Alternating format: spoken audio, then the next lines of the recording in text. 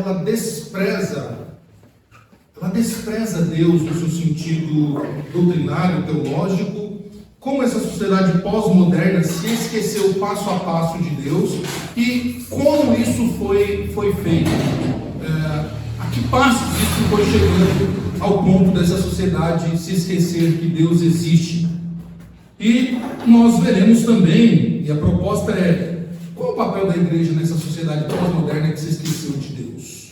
Então essa é a nossa proposta. E nós iremos então abordar alguns temas dentro dessa proposta. Hoje nós falaremos um pouquinho da sociedade pós-moderna, né? E a questão da fidelidade bíblica, como que essa sociedade ela ignora totalmente os valores bíblicos.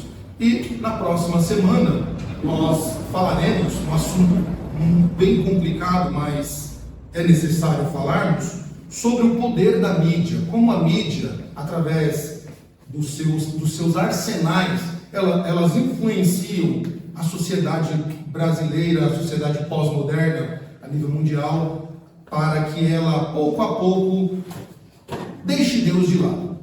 Se você, talvez você pergunte assim, mas não é isso, as pessoas acreditam em Deus, as pessoas na rua, elas falam de Deus, inclusive eu tenho pessoas que não são de fé nenhuma, e elas se consideram sem religião, mas elas acreditam em Deus. Meus irmãos, o processo na Europa foi exatamente o mesmo processo que está acontecendo aqui na América Latina. Na Europa, o celeiro da fé cristã, desde os tempos da Grécia Antiga, aos poucos também foram se deixando os valores bíblicos de lado, os valores do cristianismo de lado.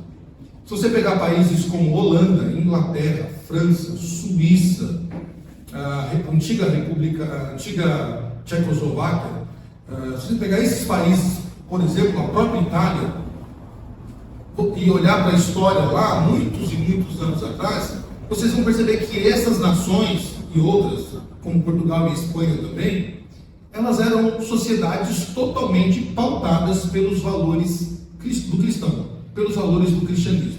Essas sociedades, elas compunham as suas músicas, por exemplo, eram pautadas na existência de Deus, na criação de Deus, a educação que era transmitido pelas famílias, também tinham como base estrutural os valores da fé cristã. As pessoas faziam negócios, vendiam, compravam, faziam trocas, dentro também do escopo doutrinário da fé cristã. Então a sociedade ela funcionava basicamente dessa maneira. Se você pegar algum filme que reporta a Idade Média, por exemplo, ou um pouquinho mais atrás ainda, você vai perceber muitos aspectos do cristianismo envolvendo nessas cidades. Então, o que aconteceu com essas nações? Essas nações, elas foram substituindo a fundamentação cristã por valores pós-modernos. Então, foi se deixando a Bíblia Sagrada como um livro a ser consultado, foi se deixando os valores essenciais que permeavam durante muitos séculos todas as nações, foram se deixando de lado, e hoje nós temos uma Inglaterra ateísta, nós temos uma França que alguns brincam que tudo que é de errado que surge no mundo sai da França, em termos de valores culturais, todas as modas perversas saem da França, isso é o que muitos especialistas dizem. A Holanda virou um antro para quem quer conhecer todas as drogas novas, antigas, novas e as queridas vão surgir. Isso pode ser comercializado a público, assim, a praça pública na Holanda. Nações como a Alemanha, por exemplo, que é o berço do protestantismo, você anda pela Alemanha e você parece que não é uma nação em que na sua história está ali o berço do protestantismo. Igrejas na Europa, que eram mega igrejas, onde Spurgeon, onde John Wesley, onde Moody pregaram, e outros reformadores como Calvino, Armínio e tantos outros, hoje muitas dessas igrejas fecharam, viraram hotel ou viraram museu, porque não tinham mais crentes para frequentar as igrejas. A atração dominical na Inglaterra, para vocês terem uma ideia, era atração no bom sentido, era o culto, era ir para a igreja. As famílias se reuniam e iam para a igreja. Hoje, eles se preocupam, por exemplo, com o cardápio dominical, é o futebol da Premier League. O inglês moderno, ele não está preocupado em ir para a igreja domingo de manhã, ele nem passa pela cabeça dele. A preocupação de um jovem moderno, pós-moderno, na Inglaterra hoje, é se preocupar, se preparar, colocar sua camisa ou do Chelsea, ou do Manchester, ou do Liverpool, ou de qualquer outro time, e ir para o estádio de futebol torcer para o seu clube do coração nas manhãs de domingo. Em outras nações, tem as suas outras questões culturais. E a América Latina, ela passa pelo mesmo processo. A América Latina, embora nós temos um cristianismo um pouco mais místico do que na Europa, mas nações como o Chile, a sua constituição foi feita em cima da fé protestante. O Brasil, embora colonizado por outro ramo do cristianismo, mas foi colonizado pelo cristianismo, desde a sua origem com os navegadores católicos chegando aqui no Brasil. Então foi ensinada a catequese para eles, foi anunciado para eles um aspecto do cristianismo. E depois, com os reformadores chegando, 50 anos depois, e aí toda a história que nós temos. Então, Chile, Argentina, Venezuela, Bolívia não, mas Colômbia, Brasil, Uruguai, essas nações, elas tiveram lá na sua origem um contato muito forte com a fé cristã. E o que essas nações têm em comum hoje? O comum que elas têm hoje é o afastamento de Deus. Algumas num processo mais acelerado, como Venezuela, Argentina, por exemplo. Outras com uns passos não tão devagar, mas também não tão rápidos, que é o caso do Brasil. E todas têm em comum o quê? O pensamento progressista. Nós iremos falar disso talvez na semana que vem ou na outra. Como esse pensamento progressista, ele também tira Deus da sociedade. Então, nossa proposta é mostrar como a sociedade ela vive a sua vida sem Deus. E para isso, nós vamos meditar num dos salmos que é muito propício para isso, é o salmo de número 53. Vamos ler esse salmo, que foi escrito justamente para mostrar como o homem ele age loucamente acerca do seu pensamento sobre a existência e a manutenção de Deus no mundo atual. Diz assim a palavra de Deus, Salmo 53. O salmista ele vai falar da corrupção do pecado e como essa sociedade pode ser redimida. Então diz assim a palavra do Senhor: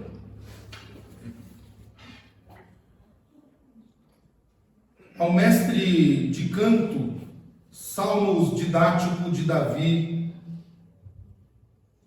Está bem pequenininho, não dá para ler aqui. Para. Isso, obrigado. Está bem pequenininho aqui, não dá para ler. Agora o salmo diz assim: diz o insensato no seu coração, não há Deus.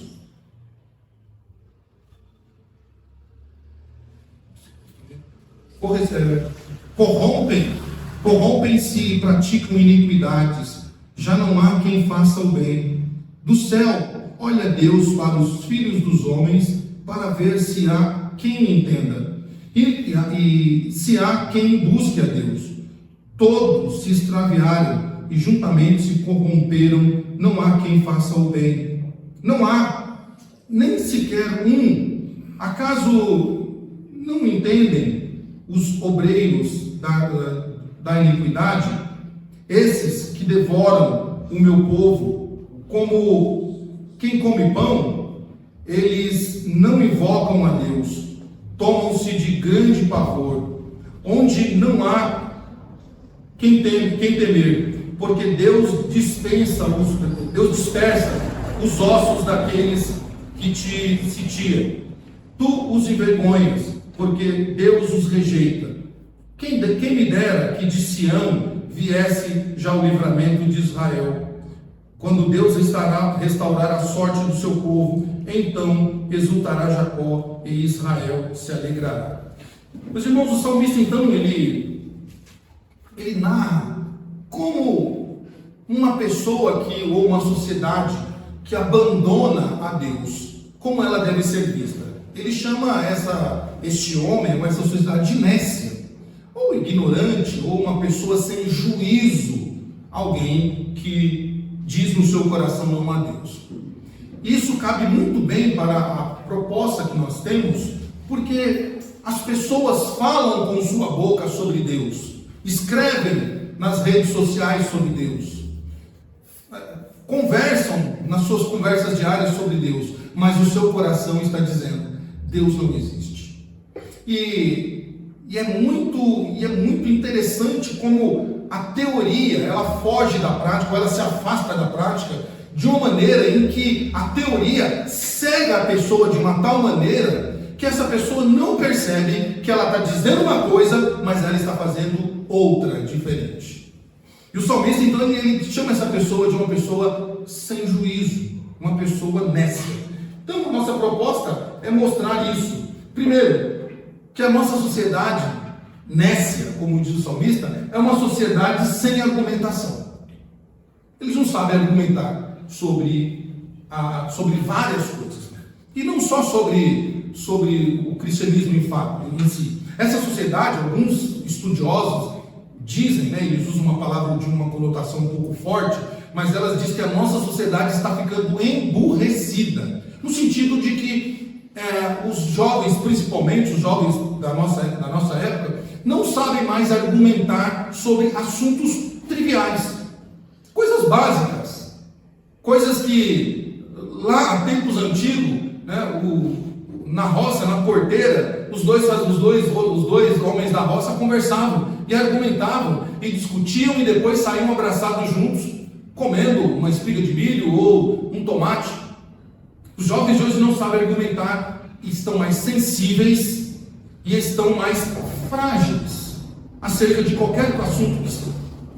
Tanto é que se você ligar a televisão, você vai ver houve briga no estádio de futebol, porque um não suportou o outro, não conseguiu ter o argumento do outro, que o time do outro era melhor, por causa de um lance de um impedimento, por causa de um gol irregular. Então houve uma briga, por quê? Não há argumentos para dizer: o gol foi ilegal, mas o meu time jogou melhor. Ou famílias, nós temos, esse é o caso mais recente, muitos familiares que não se falam por causa de questões políticas, porque não sabem argumentar.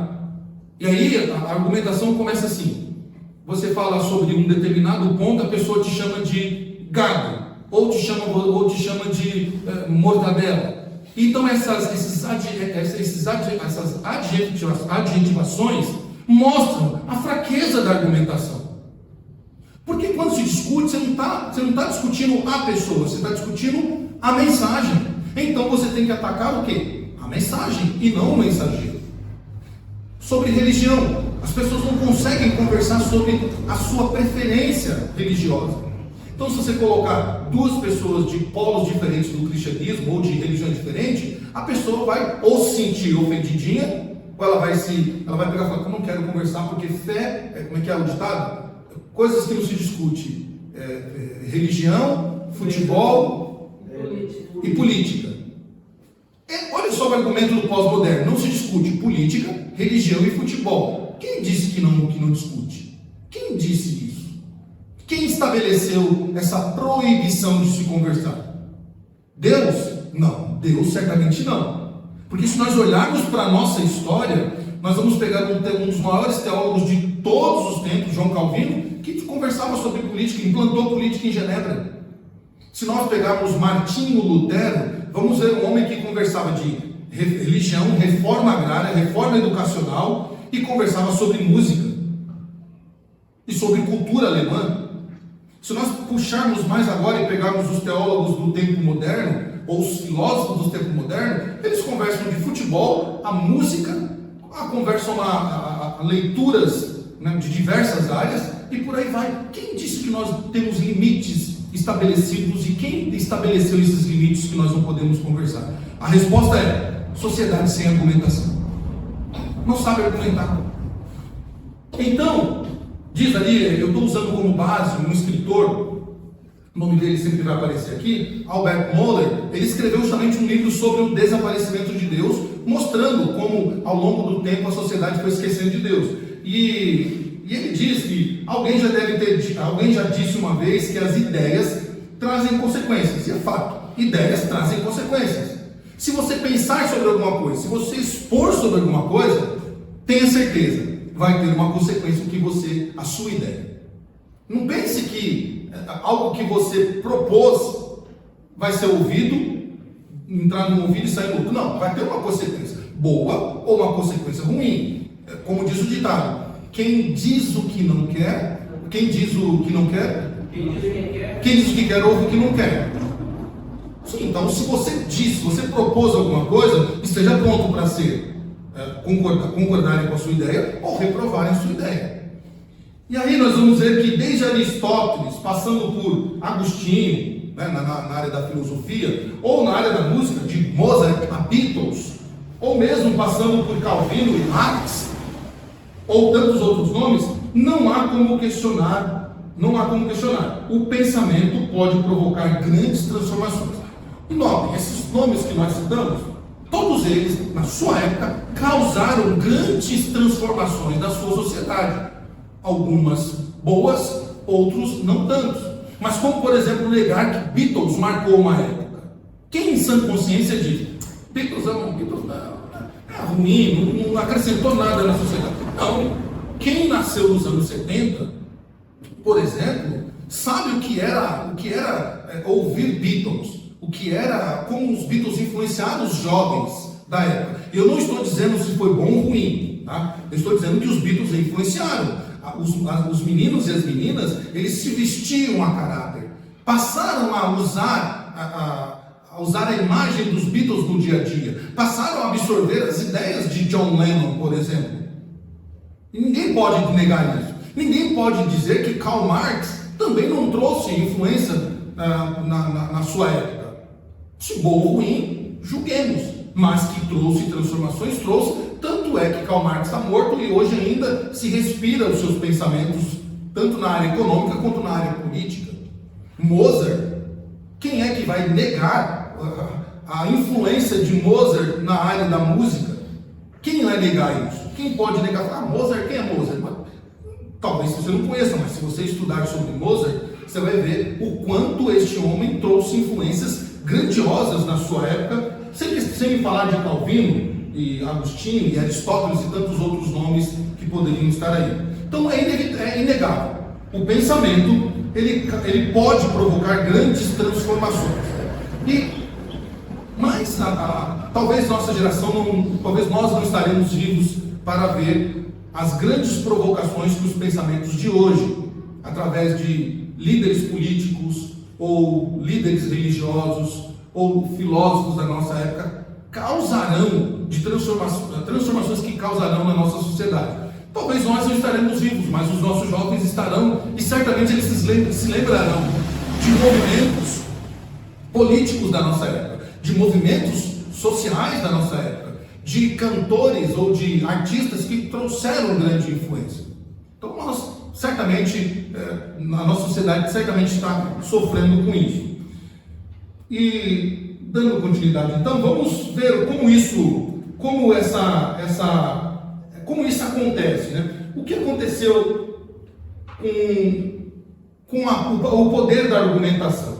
Como foi que se chegou a isso? Alguns passos o Alberto Moller dá, por exemplo, né? Eu quero só fazer um rascunho do poder da mídia, que eu quero falar mais disso semana que vem. Então, uma das primeiras coisas que faz ou que contribui para que a sociedade pós-moderna se encaixe dentro do que o salmista está dizendo aqui, eles não olham para Deus, não vivem para Deus. O seu coração está negando Deus todos os dias.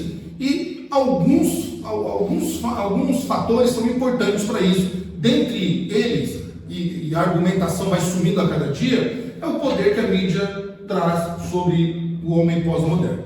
Antes disso, antes de entrar aqui, é bom a gente esclarecer o que é o pós-modernismo. Senão eu vou falar pós-modernismo e você fala, o que é isso? É de comer? Não, não é de comer, né? O que é isso? Então, o pós-modernismo, segundo os pensadores, as raízes desse movimento, desse período, né, surgem lá do renascentismo.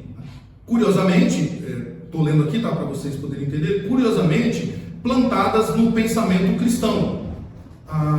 Ao mesmo tempo, e de modo ainda mais intrigante, algumas das ideias que evoluíram para o pós-modernismo forte e infestado naquela época, foi marcada pela confiança extrema do homem em si mesmo e em suas conquistas. Então, o período pós-moderno foi o período em que o homem, começou lá no renascentismo, foi o período em que o homem começou a olhar para si mesmo, tá? Foi olhando para si, e então ele começa a buscar um mundo mais para si. Eu estou resumindo o pensamento pós-moderno, tá?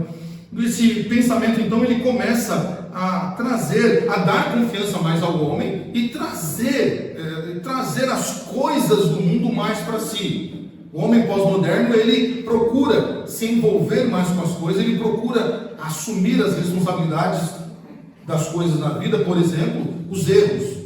O homem pós-moderno não trabalha com a questão do pecado. O homem pós-moderno trabalha com as questões dos erros humanos, ou da falta de bondade, ou da falta de uma boa ação. Tá? E você pode ler sobre isso mais. Eu sei que os mais jovens aí já estudaram sobre o pensamento pós-moderno na escola, e eu não quero trazer traumas para os estudantes, né, que já estão de férias e não querem saber dos termos escolares. Mas está lá, a gente aprende isso na quinta série, a influência do pensamento pós-moderno no período do renascentismo.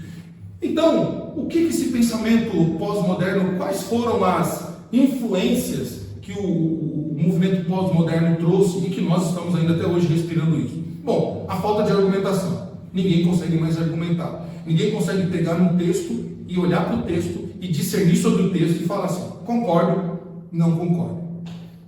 Segundo ponto, nós temos aí a mídia, né? A mídia nem sempre foi poderosa como ela é hoje. Isso nós falaremos um pouquinho da história da mídia, como nasceu, desde a época da imprensa, de Lutero com Gutenberg, como isso foi se desenvolvendo até chegar ao que nós temos hoje, que é um arsenal. É algo absurdo e algo perigosíssimo. Eu quero trazer isso bem nos pormenores para a gente ver o problema disso, tá? Bom, primeiro, nós temos dentro do poder da mídia uma grande influência, que é o consumismo. O homem pós-moderno, ele é um consumista. Ele gosta de consumir, tá? E Mateus capítulo 6, eu peço para abrirem já Mateus capítulo 6, 19 a 21, o consumismo é o evangelho atual que é oferecido pelo secularismo ao mundo. Chamamos-o de consumismo, o consumismo do evangelho secular, porque ele finge conter boas novas de grande alegria para as pessoas, bem pelo menos para os próximos. Ele faz uma promessa de felicidade por meio de aquisição de bens materiais e atividades que se concentram principalmente no prazer que as pessoas sentem quando põem em prática a escolha pessoal. Então, o Albert Mohler, ele diz: existe um evangelho no mundo pós-moderno que não é o evangelho bíblico. Este evangelho é chamado de o consumismo.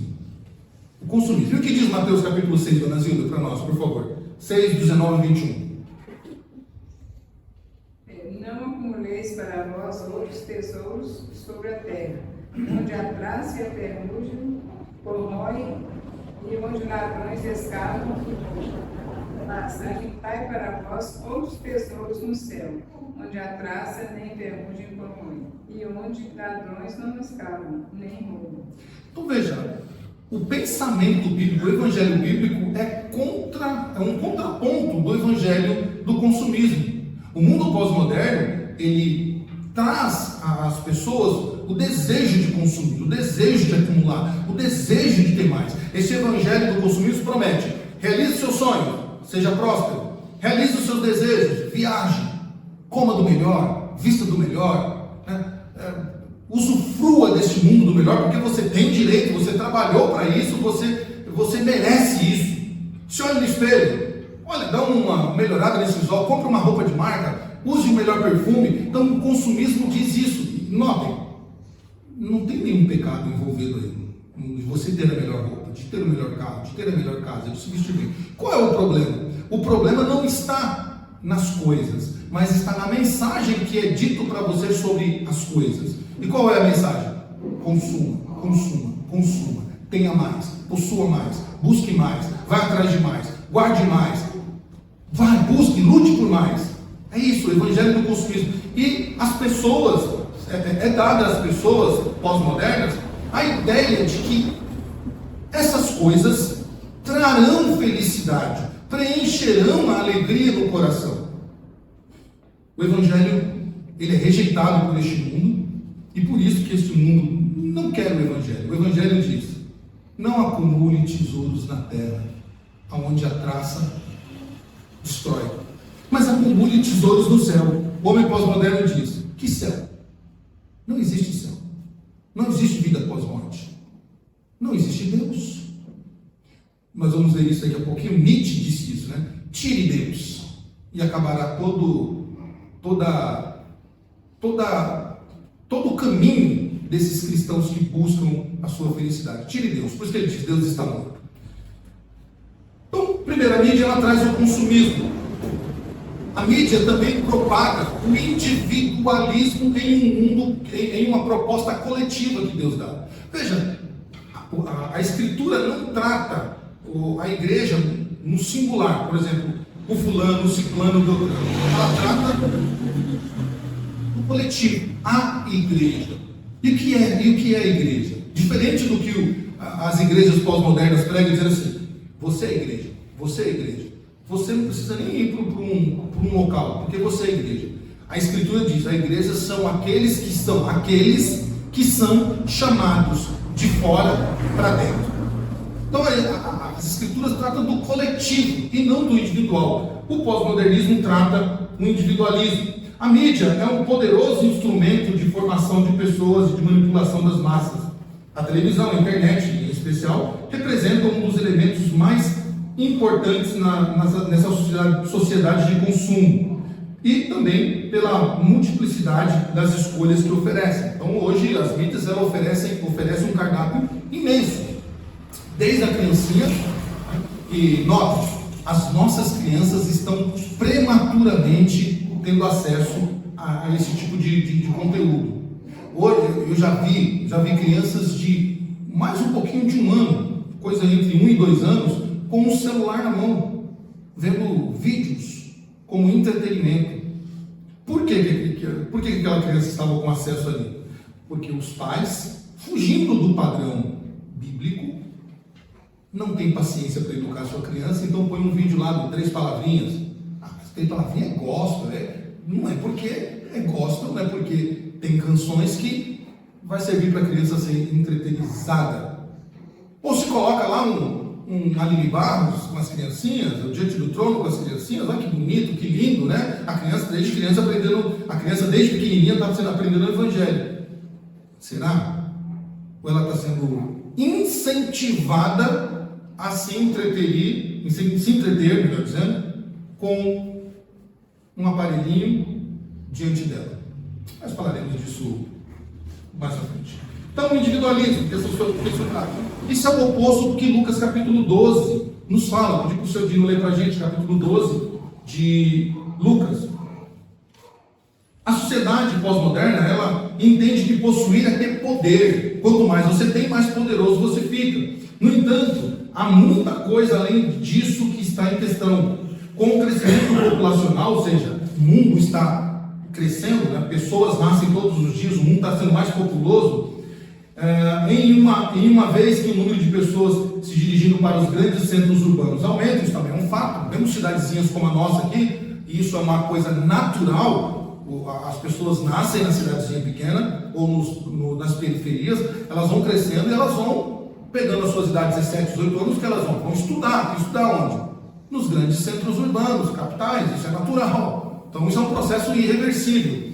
Mas com esse fenômeno, as comunidades dos bairros onde todos se conheciam e se aceitavam, já é coisa do passado. Ninguém mais tem paciência para viver aquela vida comunitária que se tinha antigamente, de conhecer os nomes. Por exemplo, eu vim de uma cidade, de uma metrópole, e morava no mesmo local mais de 35 anos, e eu poucas pessoas que eu conhecia por nome, ou poucas pessoas que eu tinha amizade. Porque a vida de quem mora na cidade é aquela vida de correria. Você vai para o trabalho, vai para a escola, vai no nosso caso, para a igreja. Então você não tem como interagir. Diferente de uma cidade pequena como a de Dionísio, né? Que todo mundo se conhece, sabe o nome, sabe até onde mora, tudo. Então as comunidades perdem esse contato, e isso já virou coisa do passado. Tanto é que uma expressão que se usa nos grandes centros você veio da roça?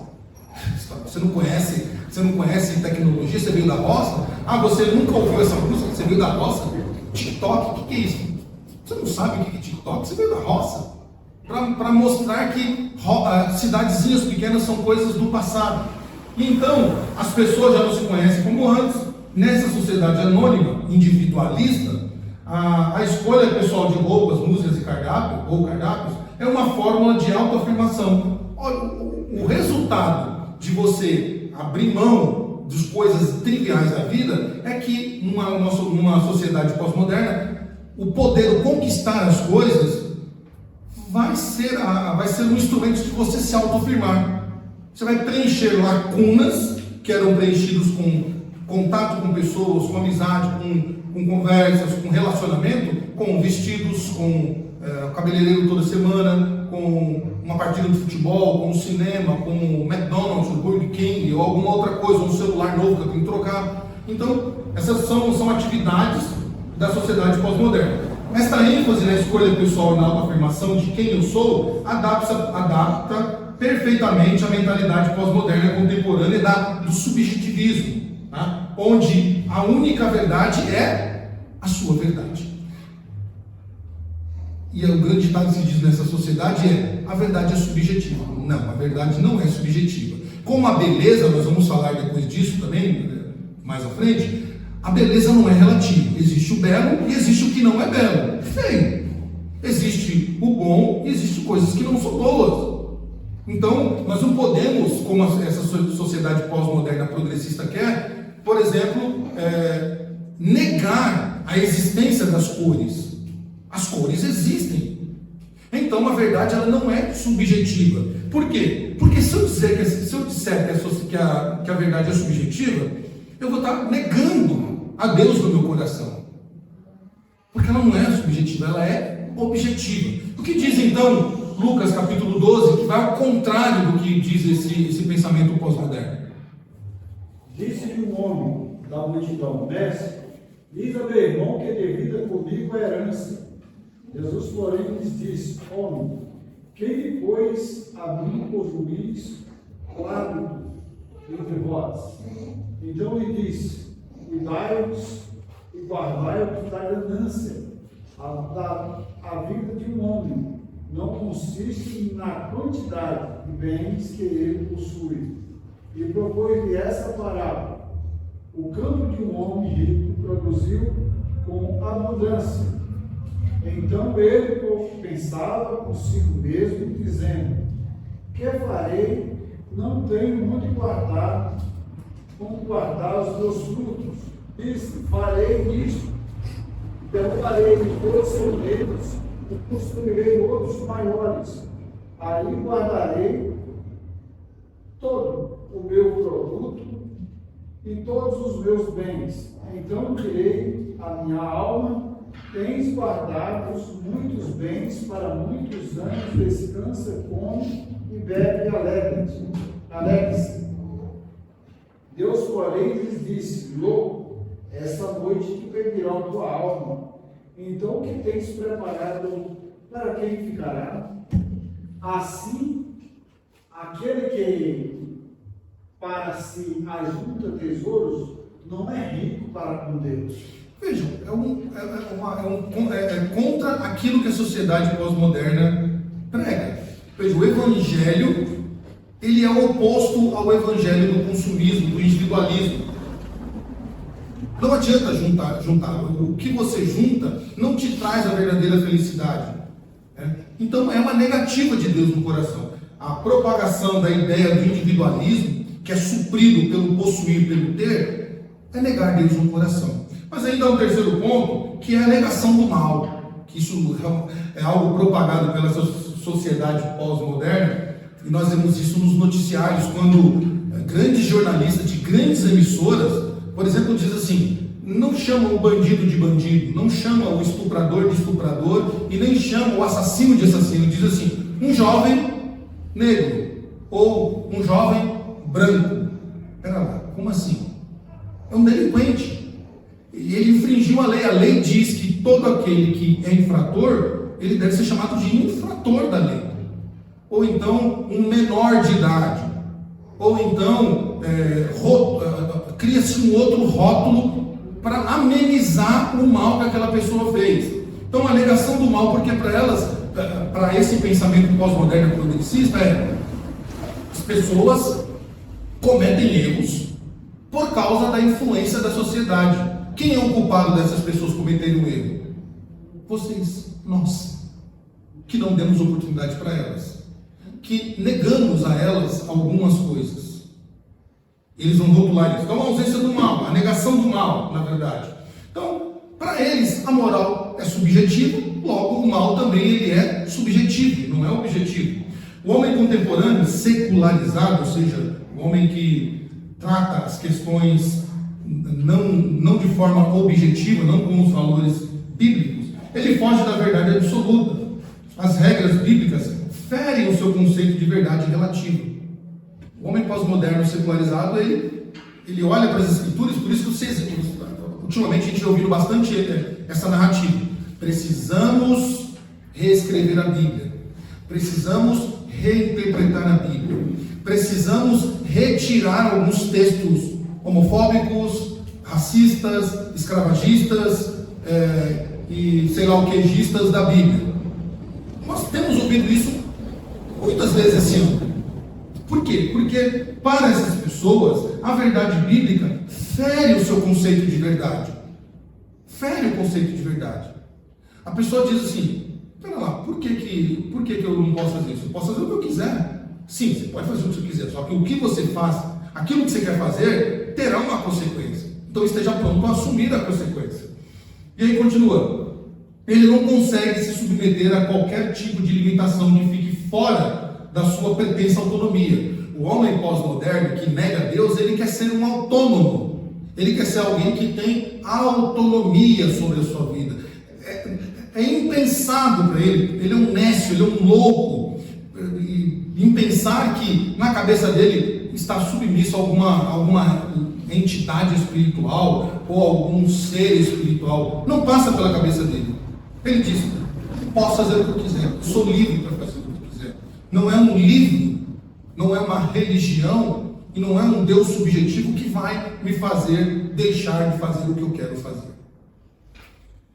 Nietzsche, Friedrich Nietzsche, ele acusava o cristianismo de ser um gerador de culpa por causa da sua doutrina do pecado. Nietzsche combateu muito a doutrina do pecado cristão. Nietzsche escreveu sobre isso, Nietzsche debateu sobre isso, dizendo que o problema do cristianismo era fazer com que as pessoas adoecessem com o argumento de um possível pecado.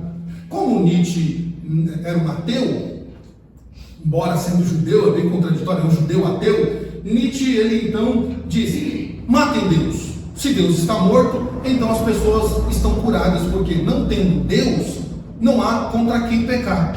Se não há contra quem pecar, então as pessoas elas não se sentem mais culpadas. O problema do cristianismo é colocar uma culpa sobre as pessoas, é um gerador de culpa, é uma fábrica de culpa. Então a proposta de Nietzsche é: matem Deus. Se Deus está morto, não há mais do que culpabilizar as pessoas. Agora elas podem ser livres e não haverá mais sentimento de culpa nelas. Então ele propôs de uma forma filosófica a morte de Deus, tá? Louco, né? É um que se encaixa aqui no texto de Salmos. E por isso que o salmista ele diz, irmãos, então que não há quem se salve, todos se corromperam. E depois Paulo vai replicar isso lá em Romanos: todos se corromperam, não há um que faça o bem, por causa da sua loucura em negar Deus de uma forma. Veja, tudo que nós estamos falando são coisas pequenas, são coisas que talvez nós mesmos pensamos: não tem problema isso. Não tem problema eu fazer isso ou aquilo. Não tem problema eu ser um consumista individualista. Não tem problema. O grande problema em não ter o problema que nós achamos que não tem, é que isso vai se desencadeando em outras coisas. Isso vai se agravando. Como diz as Escrituras, um abismo puxa o outro abismo. E vai chegar nessa questão da moralidade. Talvez você fale assim, mas Samuel, desculpa, eu gostei de tudo que você falou, entendi tudo que você falou. Mas quem vai negar o pecado? Quem vai negar que não existe o pecado? De novo, com muita calma, vou falar até mais devagar. Muitas vezes, a nossa teoria está agindo contrário à nossa prática. Eu vou dar um exemplo.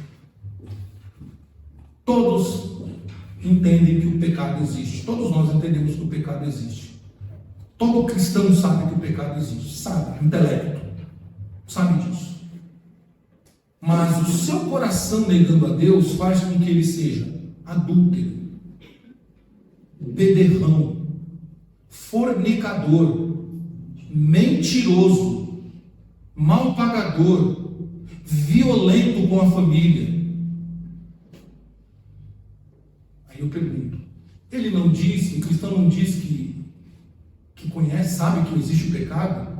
Não sabe que o pecado é uma ofensa gravíssima com Deus?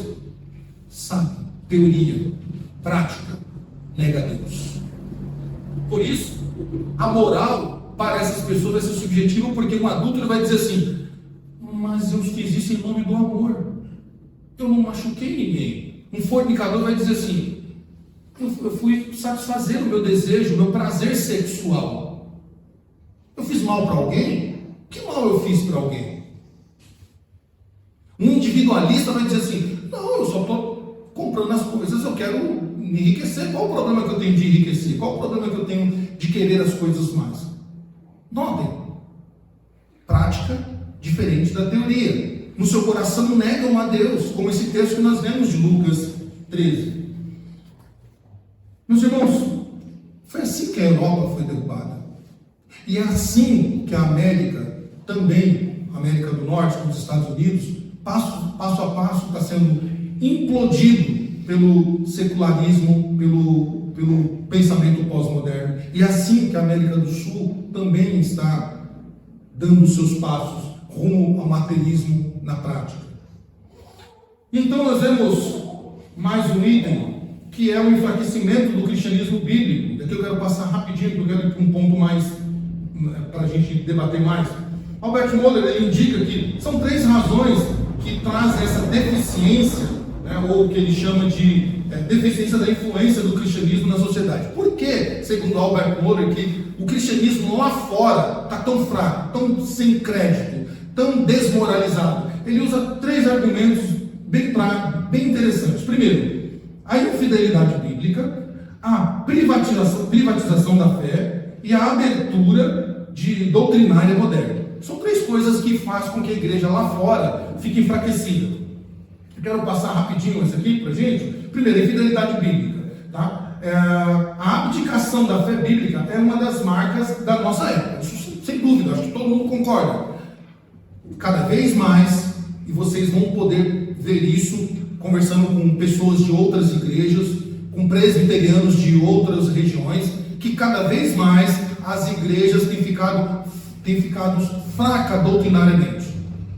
Doutrinas como justificação da fé, doutrinas como a salvação pela graça, mediante a fé, doutrinas como a depravação total ou o pecado original, doutrinas elementares como batismo, como profissão de fé, doutrinas básicas e elementares e inegociáveis, como a salvação somente mediante a Cristo.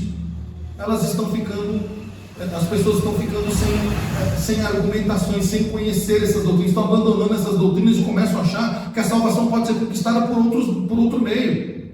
Começam a achar que podem ser justificadas pelo fazer da obra.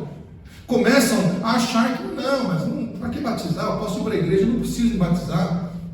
Que ela não precisa viver as doutrinas da graça. Meus irmãos, as doutrinas da graça são inegociáveis. Prefira a morte do que negociar as doutrinas elementares da nossa fé. Prefira a morte. São questões que nós não negociamos por nada, porque isso custa a nossa salvação. Então Roberto Moller diz isso, né?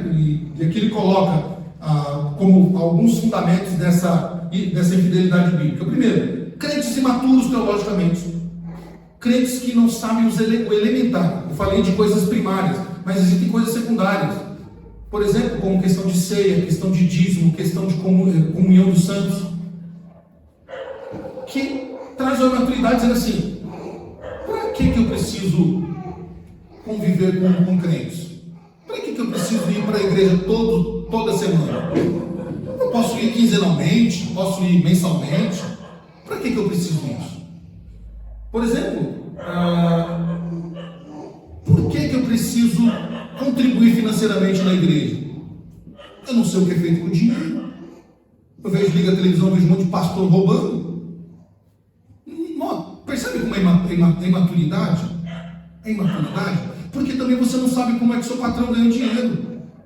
Você não perguntou para ele. Você perguntou para ele se é dinheiro limpo, se não é um dinheiro de lavagem, se não é um dinheiro que vem do tráfico.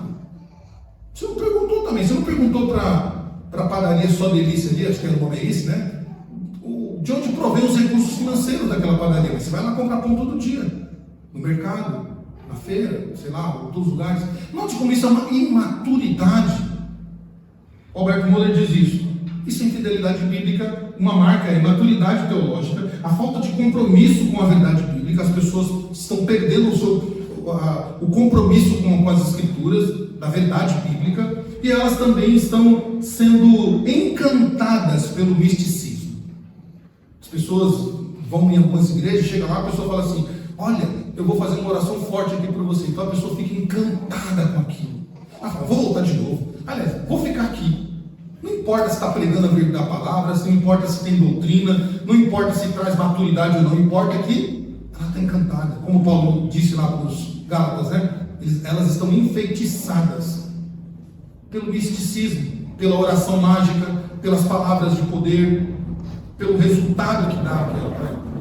Então, Roberto Moller, ele usa alguns textos básicos, como Deuteronômio, por exemplo, e Jeremias 9, como base, mostrando que a infidelidade bíblica conduziu o povo de Israel ao perecimento, ou eles pereceram por causa da infidelidade bíblica.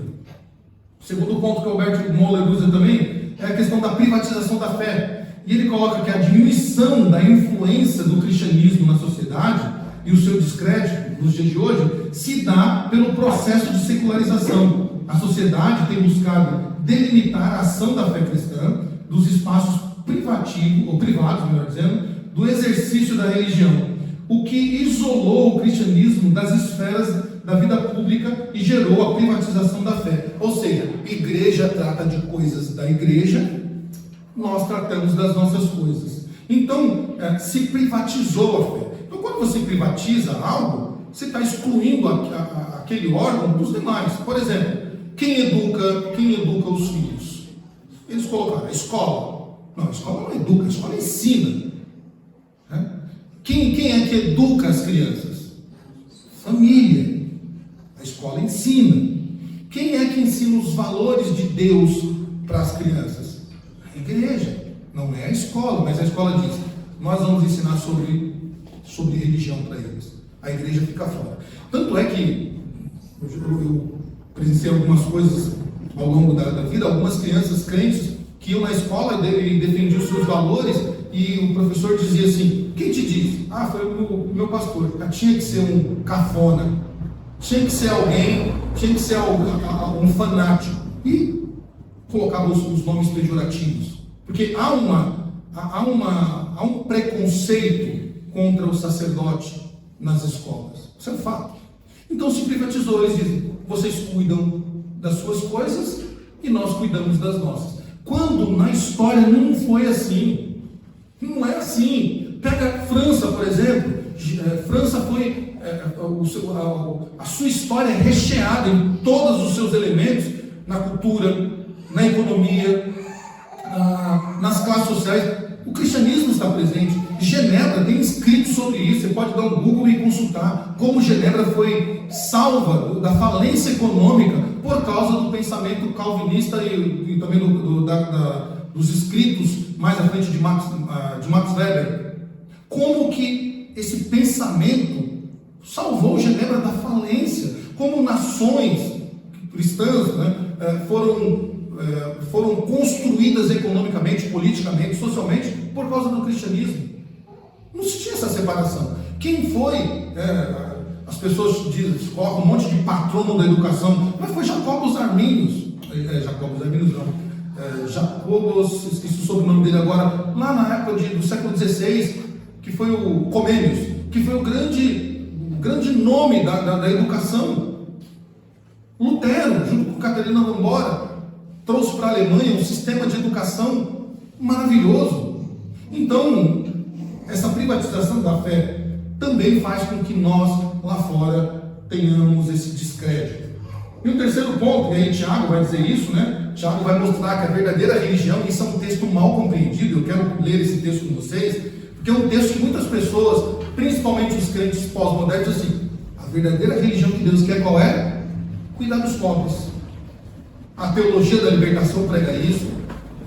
A irmã gêmea da teologia da libertação, me fugiu. A outra, eu esqueci, me fugiu o nome agora, que é a irmã gêmea dela, né? Que foi fundada lá nos anos. Me fugiu o nome agora. Mas elas pregam isso, né? Pregam isso, que Tiago diz que a verdadeira religião é ajudar os pobres.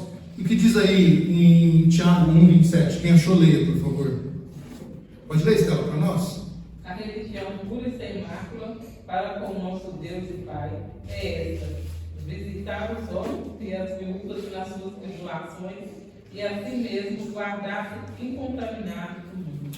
Vejam, o mundo pós-moderno, né, o crente pós-moderno, ele pega só uma parte do versículo, dizendo assim, cuidar dos pobres é a verdadeira religião. Ok, mas o texto termina como?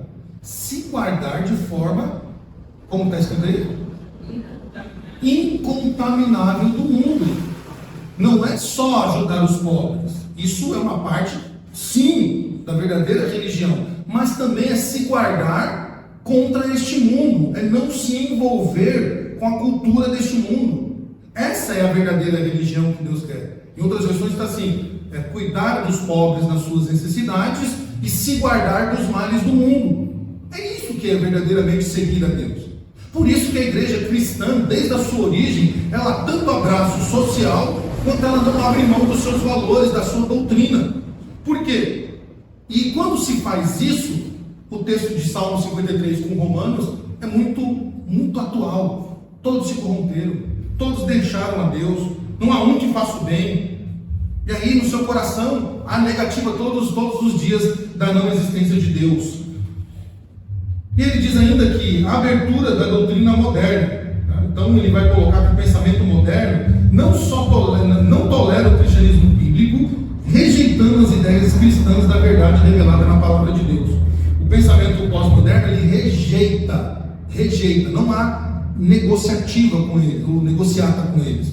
Não tem como negociar isso assim. Não, pera lá, vocês cuidam da igreja, aqui cuidamos nós. Então eles não aceitam o pensamento cristão.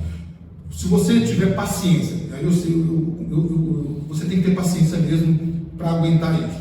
Se você ligar lá no TV Câmara, por exemplo, tentar assistir um dia, é um exercício difícil, tem que se preparar espiritualmente, mentalmente, se alimentar bem, fazer um monte de oração para você aguentar lá. Mas se você um dia tiver paciência, aguente. Os valores que são, quando alguém tenta colocar um valor do cristianismo, é zombado, é ridicularizado. É colocado assim, para lá, vamos falar de coisa séria aqui. Como se o cristianismo fosse uma coisa não séria. Como se os valores do cristianismo, a proposta do cristianismo fosse algo ruim para a sociedade. E ele então propõe, o Albert Mohler propõe, como é que nós reagimos a essa postura anticristã? Primeiro, devemos ter firmeza na doutrina bíblica. A reafirmação das doutrinas centrais sempre foi um recurso aplicado pelos nossos irmãos do passado. Como foi que Lutero combateu, na sua época, ao afastamento de Deus? Com a doutrina bíblica. E para isso nós temos que fazer uma triagem desses três elementos. Doutrinas de primeira ordem são aquelas inegociáveis, aquelas que todas as igrejas cristãs têm em comum. Qualquer igreja cristã que se preze, elas têm em comum salvação pela graça mediante a fé, salvação somente em Cristo, o pecado como sendo a origem o pecado original sendo o motivo da depravação deste mundo, né? A justificação por meio de Cristo, né? E também a perseverança dos salvos. São doutrinas elementares. Então, nós não abrimos mão de que Cristo na cruz, Ele redimiu os nossos pecados. De que não há outro intermediador entre nós e Deus. Que não há outra oferta a ser sacrificada. Nós não abrimos mão. E há doutrinas de segunda ordem. Escatologia, por exemplo, nós vamos ser arrebatados antes, durante ou depois da tribulação. Passaremos pela tribulação, sim ou não? São doutrinas que não vai mudar a nossa salvação, não vai afetar a nossa salvação. E doutrinas de terceira ordem são doutrinas que cada igreja entende de uma maneira, mas também não afeta a nossa salvação. Tá?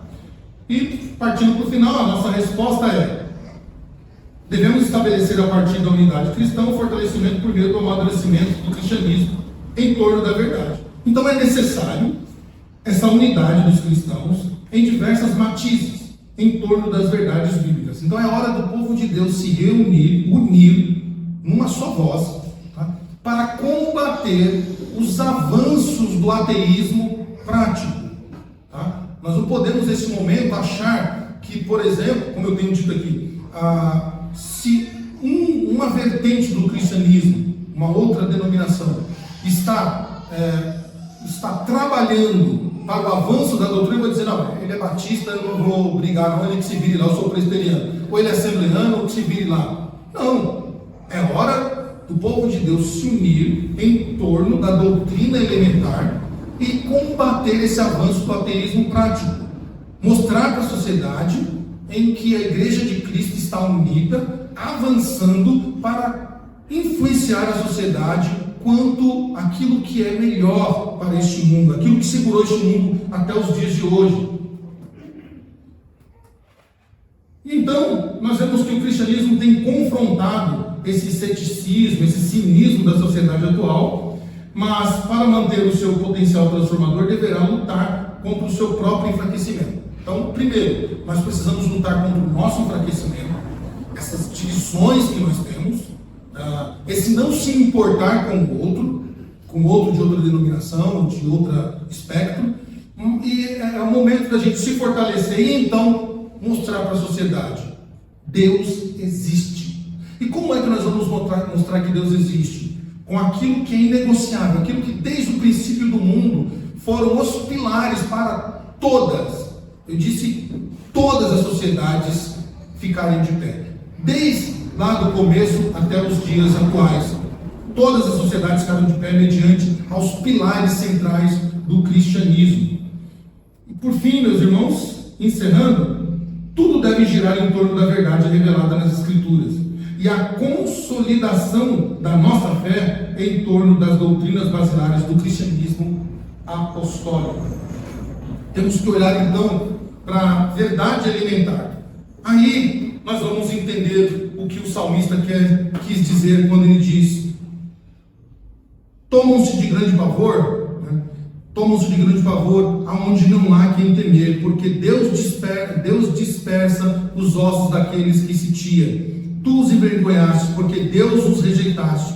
Quem me dera que de Sião viesse o livramento de Israel, quando Deus restaurar a sorte do seu povo, então exultarás Jacó e Israel de alegria. O salmista, ele entende que Deus é o único e capaz de salvar o homem do seu coração ateísta, do seu coração em que nega a Deus. Somente o Senhor é quem pode restaurar a sorte, no sentido de restaurar a ética e restaurar a moral de um homem caído na prática do ateísmo. Meus irmãos, Esse é o primeiro dessa série de estudos que eu quero trazer, e eu quero que você guarde isso. Isso que nós falamos hoje, vamos continuar falando, todos nós somos passíveis de cair neste ateísmo prático, se é que nós não estamos praticando ele com passos pequenos, que para nós são insignificantes, ou que nós não percebemos a gravidade disso. A Europa não olhou para isso. Se você dá uma passeada na Europa, você vai ver como que é o cristianismo na Europa. Zero, quase não existe. Vai para os Estados Unidos. Nós somos afetados muito pelo que acontece nos Estados Unidos. Olha para a América, em especial os países que eu citei. E olha para o Brasil hoje e veja que caminho nós estamos seguindo. Será que nós estamos seguindo um caminho de fortalecimento? Ou estamos progredindo no caminho do enfraquecimento e na promulgação da negativa de Deus todos os dias da nossa vida? Que Deus nos ajude, que o Senhor nos guarde e nos desperte para que a nossa boca não fale aquilo que o coração está negando. Amém?